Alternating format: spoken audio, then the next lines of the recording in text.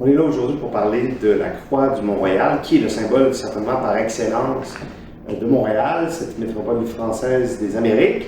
Alors on est là aujourd'hui pour parler de l'histoire de ce monument majestueux qui trône fièrement sur le Mont-Royal. Qu'est-ce qui a fait qu'on en est venu à construire un tel monument et c'est quoi le rôle que la Société Jean-Baptiste du Montréal, qui a réalisé le document, quel est le rôle finalement qu'elle a joué dans toute cette histoire? C'est un projet qui est réfléchi, qui est proposé dès 1874, lors du 40e anniversaire de la Société, qui a été fondée en 1834, avec le premier banquet de la Fête nationale. Donc en 1874, on évoque l'idée. Ce qu'on souhaite à l'époque, évidemment, c'est commémorer la fondation de Montréal et plus particulièrement l'œuvre de Pierre Chevalier de Maisonneuve, qui en 1643 va construire une croix sur le Mont-Royal, sans doute moins ambitieuse que celle qu'on voit aujourd'hui sur le Mont-Royal. C'est pour implorer la Vierge de prémunir les colons contre des inondations qui étaient une réalité à l'époque sur l'île de Montréal. C'est un symbole fort, évidemment, de Montréal, du Québec. On parle beaucoup du Stade olympique, mais la croix est là depuis plus longtemps et elle représente bien, à mon avis, du fait de sa majesté, notre caractère distinct, bien sûr, en Amérique du Nord. Et pour une raison très claire, d'avoir une double raison, c'est que, évidemment, on veut marquer la présence catholique. Alors, c'est sûr qu'il y a une dimension religieuse à la base liée à l'érection de ce monument-là, mais plus encore, il y a une dimension politique, c'est-à-dire que la croix, vous l'aurez remarqué, elle est tournée vers l'Est. Et ça symbolise la réappropriation par les francophones de leur métropole. Alors ça, c'est très important, c'est un aspect qui n'est pas suffisamment mis en lumière. Or, moi, je tenais à le rappeler. Donc, c'est réfléchi, c'est évoqué et proposé en 1874, mais le projet va se concrétiser seulement 50 ans plus tard, en 1924. Alors, on va faire appel à des architectes, à la Dominion Bridge, pour construire ce grand monument. Et les citoyens, par centaines de milliers, en fait, vont s'impliquer, notamment dans la campagne de financement pour, combler les besoins, évidemment, en termes de ressources matérielles, ressources humaines, pour ériger cette grande réalisation qui fait la fierté de notre patrimoine bâti, bien sûr, au Québec. Alors, on va amasser, à l'occasion d'une campagne de vente de timbres à 5 cents, on va amasser plus de 10 000 $, ce qui c'est pas rien à l'époque. Donc, on voit que le peuple au complet, en fait, se mobilise pour faire en sorte que le projet, finalement, se matérialise. La construction, finalement, finit en septembre de 1924.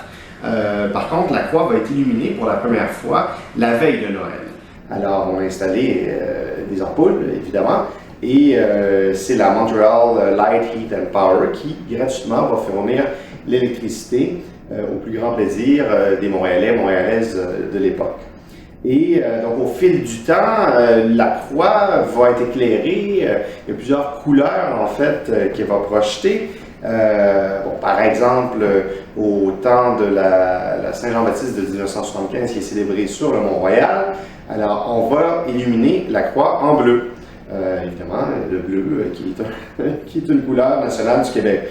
À d'autres moments, par exemple, pour souligner la lutte contre le sida, on va illuminer la croix en rouge. Lors de la démission du pape Benoît XVI, donc on va se demander quelle couleur on va utiliser pour marquer l'événement. Alors, on va utiliser le blanc. Alors, vous voyez, donc c'est tout ce jeu, en fait. Donc, la croix, non seulement c'est un patrimoine bâti qui a un caractère permanent, mais c'est pas une simple statue. Elle souligne également des éléments de l'actualité qui sont jugés importants ou historiques. Et donc, la croix va être aussi le lieu de plusieurs rassemblements, évidemment, au fil du temps. Et pas juste pour aller festoyer la nuit autour.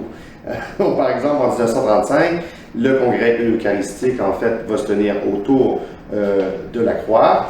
Et donc, il y a de multitudes événements culturels, articles qui, au fil du temps, vont avoir lieu effectivement à cet endroit-là. Petite anecdote, donc la croix aussi va être utilisée comme finalement un véhicule ou enfin un instrument de propagande politique, puisque par exemple dans les années 80, on a le jeune militant alors, Hans Marock, qui va apposer une énorme affiche où c'est écrit Loi 101. Donc évidemment pour promouvoir la défense de la langue française à Montréal. En 92, lors du 350e anniversaire de Montréal, on va d'abord changer le système d'éclairage. On va adopter un système avec des LED, puisque jusqu'alors c'était en fibre optique.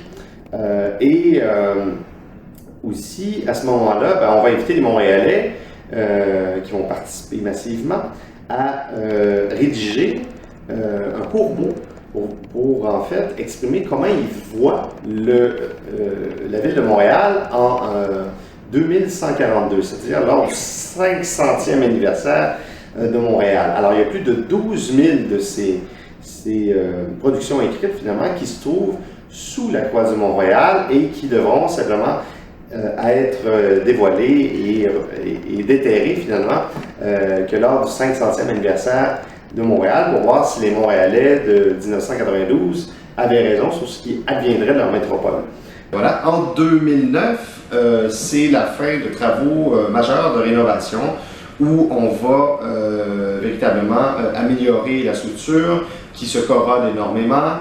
Alors, il y a toutes sortes de petits travaux qui sont entrepris pour redonner à la croix ses lettres de noblesse. Évidemment, c'est une réalisation de la Société Saint-Jean-Baptiste de Montréal en 1924. La Société, de manière solennelle, va faire don de la croix en 1929. Mais puisqu'il n'y a aucun document écrit qui atteste de ça, ça va rester un peu en suspens. De sorte que la SJB reste propriétaire de la croix jusqu'au début des années 2000, où là, par un acte notarié, elle va faire une donation à titre gratuit et qui trône encore fièrement sur notre beau Mont-Royal et qui est protégé aussi par différents décrets, surtout le décret gouvernemental qui protège les infrastructures et le patrimoine en fait du parc du Mont-Royal. Alors, on espère que cette croix, ce monument national ne se détériore pas dans l'avenir, aussi qu'on ne l'altère pas. C'est-à-dire qu'au fil du temps aussi, il y a eu des projets, des gens qui ont proposé, par exemple, de changer le sens que prend la croix. Par exemple, pas plus tard que l'an dernier, en 2014, on a eu quelqu'un qui souhaitait finalement réduire la croix de Montréal à une lettre, la lettre T, pour en fait afficher MTL pour Montréal. Alors évidemment, on s'est opposé à ça puisque je pense qu'on a le devoir de défendre notre patrimoine bâti, surtout quand il s'agit de commémorer notre histoire et nos héros, que sont évidemment, dans le cas de Montréal, notamment les fondateurs, les colons, premiers colons qui ont travaillé d'arrache-pied, qui ont dû défendre ce territoire-là courageusement.